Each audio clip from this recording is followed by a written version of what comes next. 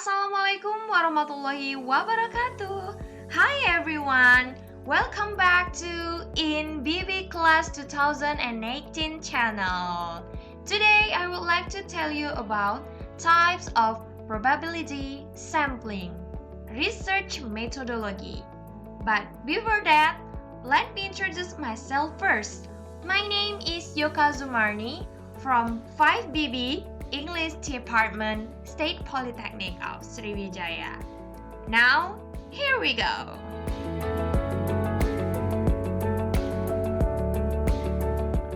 Before that, we go on to the next page about types of probability sampling. We must know what is the definition of sampling.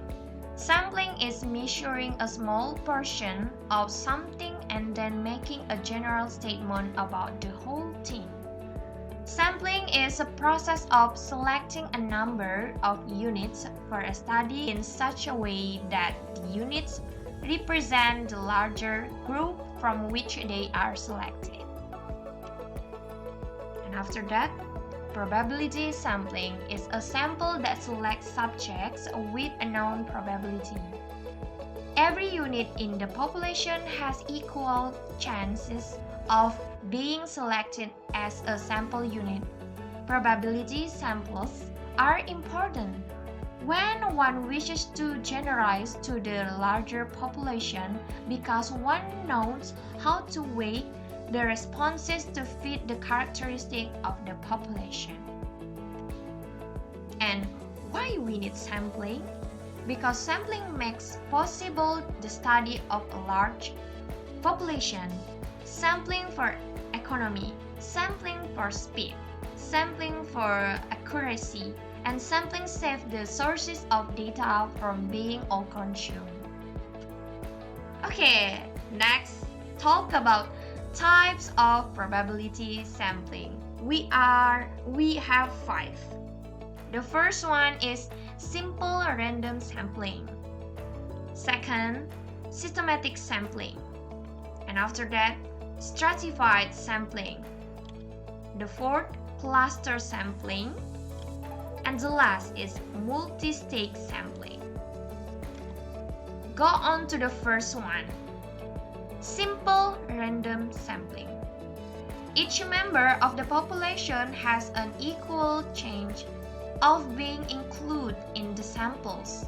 Most commonly used method is the lottery or fishbowl technique.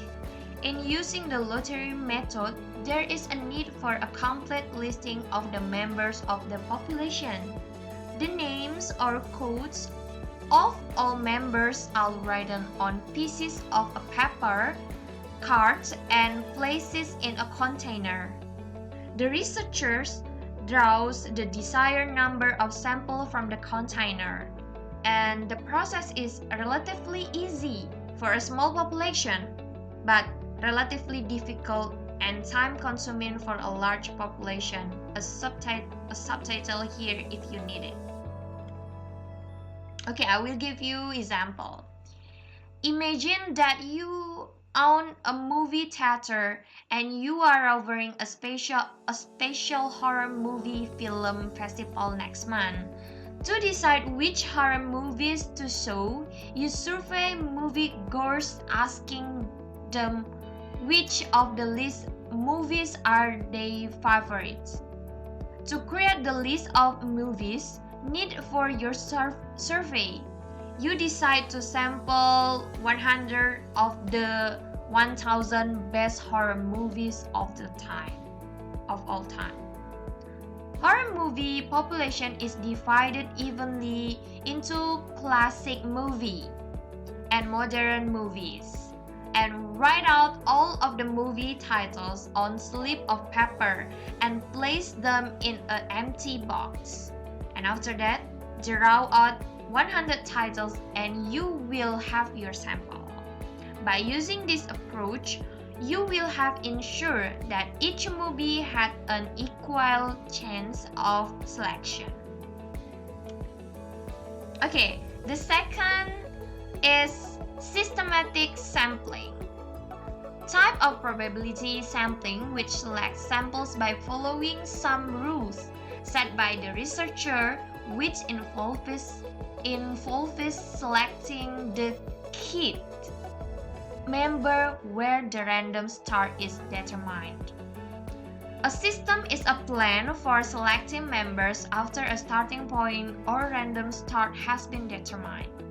Then, every nth member of the population will be determined by the system in drawing or selecting the members of the sample.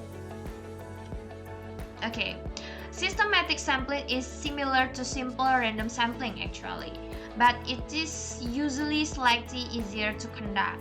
Every member of the population is listed with a number, but instead of randomly generating numbers, individuals are chosen at regular intervals. So I will give you example of systematic sampling. All employees of the company are listed in alphabetical order from the first 5 number. You randomly select a starting point. For example, you starting from number 5. From number 5 onwards, and every fourth person on the list is selected. So 4. 1, 2, 3, 4. Okay, 9 is selected. 1, 2, 3, 4. And 13 is selected. 1, 2, 3, 4. 17 is selected. 1, 2, 3, 4. And 21 is selected. 1, 2, 3, 4. And 25. 25 is selected. And 1, 2, 3, 4. 29 is selected. And so on. So the subject will be number 5, 9, 13, 17, 21, 25, and 29, and so on. You end up with a sample of 30 people. Do you got it? Okay, next. And then we talk about stratified random sampling. This probability sampling technique first classifies the subjects into various groups based on various classification. It is useful when it is sensible to classify the population into various groups called based on a factor which may influence the variable which is being measured, while the bigger group is called strata. The individual units are called stratum. Yes, something like that. When using stratified sampling, one must first classify the population into groups, second, get a simple random sample from each group, and last, collect data on each sampling unit randomly taken from each group. So right now I will give you example. Okay, the company has 800 female employees and 200 male employees. You want to ensure that the sample reflects the gender balance of the company. So you sort the population into 2 strata based on gender, right? And then you use random sampling on each group, selecting 80 women and 20 men, which give you a representative samples of 100 people. After having classified the subjects into various groups like age, gender, and socioeconomic class, the researcher can select the final list of subjects from the different strata. It is also important to set different strata where there must be no overlapping. When researchers are interested in studying a particular subgroup within a population, then they use stratified sampling. The reason that this technique of probability sampling is preferred over the simple random sampling is because it warrants more precise statistical result. So I already give you example of stratified random sampling.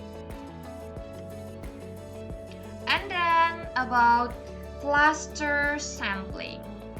To reduce the cost of sampling a population scattered over a large geographic area. Okay, remember, noted.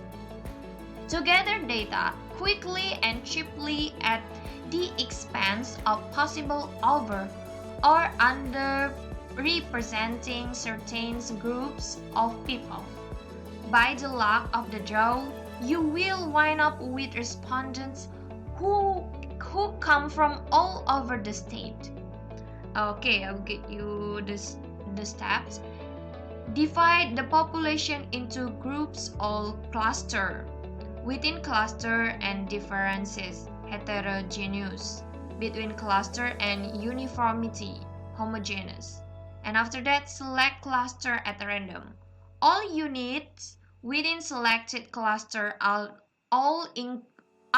included in the sample. No units from non-selected cluster are included in the sample. Okay, I will give you example. The company has offices in 10 cities across the country, all with roughly the same number of employees in similar roles. You don't have the capacity to travel to every office to collect your data, right? So you use random sampling to select 3 offices. These are your cluster. Okay, you got it? Okay, next. The last is multi-stage sampling. Use a combination more than one of the above highlighted methods of sampling. Many times using a single sampling method, it's either not suitable or not sufficient. In such a case, more than one sampling methods are used in combination to conduct the research. Several times, research is conducted in stage and each stage uses a different sampling technique. Complex researches